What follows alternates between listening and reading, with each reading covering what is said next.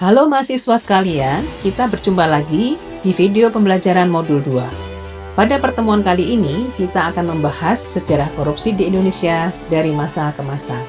Pada modul ini juga, kita akan melihat bagaimana praktik korupsi berkembang dalam perjalanan sejarah bangsa Indonesia, serta memahami akar sosial dan politik dari fenomena tersebut.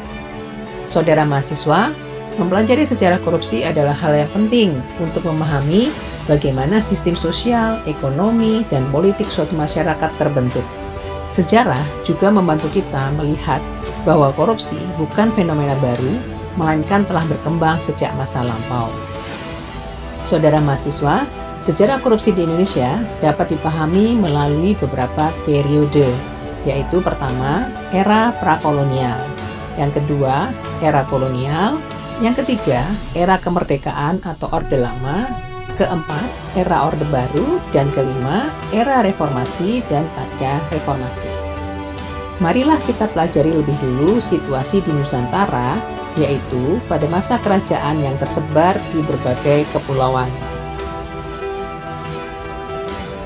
Pada masa itu, pemisahan antara harta pribadi penguasa dan keuangan negara belum dikenal. Para raja sering dianggap sebagai representasi negara, sehingga penggunaan kekayaan kerajaan tidak selalu dipandang sebagai korupsi. Meskipun kerajaan Islam di Nusantara sudah berdiri, seperti Samudra Pasai, Demak, Aceh, serta Ternate dan Tidore, namun pada masa itu pula sistem politik dan perdagangan di Nusantara belum mengenal adanya korupsi. Saudara mahasiswa, kini kita bahas fenomena korupsi pada masa kolonial. Praktik korupsi mulai terlihat dalam struktur birokrasi perusahaan dagang yang bernama VOC.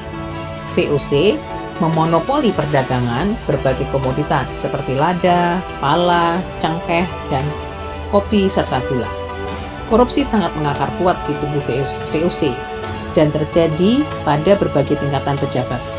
Banyak pegawai VOC yang melakukan penyimpangan seperti perdagangan ilegal dan penyalahgunaan jabatan. Penyebab korupsi pada masa VOC adalah karena adanya kesenjangan antara gaji pegawai dan gaya hidup mewah yang berkembang pada masa itu. Saudara mahasiswa, setelah VOC bangkrut akibat banyak pejabatnya yang korup, wilayah Indonesia diambil alih oleh pemerintah Hindia Belanda dan melakukan berbagai bentuk eksploitasi kepada masyarakat dan sumber daya alam yang ada. Kebijakan tanam paksa yang dilakukan oleh pemerintah Hindia Belanda menyebabkan masyarakat Indonesia sengsara dan kekayaan Indonesia dikeruk oleh pemerintah Hindia Belanda.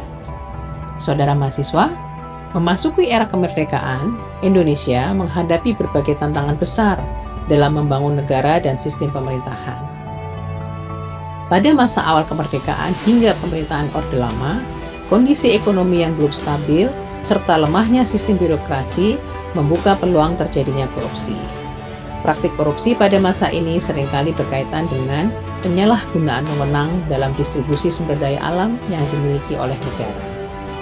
Adapun faktor penyebab korupsi di era Orde Lama antara lain adalah: pertama, lemahnya sistem administrasi dan pengawasan. Kedua, krisis ekonomi dan inflasi yang tinggi. Ketiga, praktik patronase dalam politik. Dan empat, kurangnya transparansi dalam pengelolaan keuangan negara. Saudara mahasiswa, kini kita bahas korupsi pada masa Orde Baru. Pada masa itu, pemerintah berupaya menciptakan stabilitas politik dan pertumbuhan ekonomi.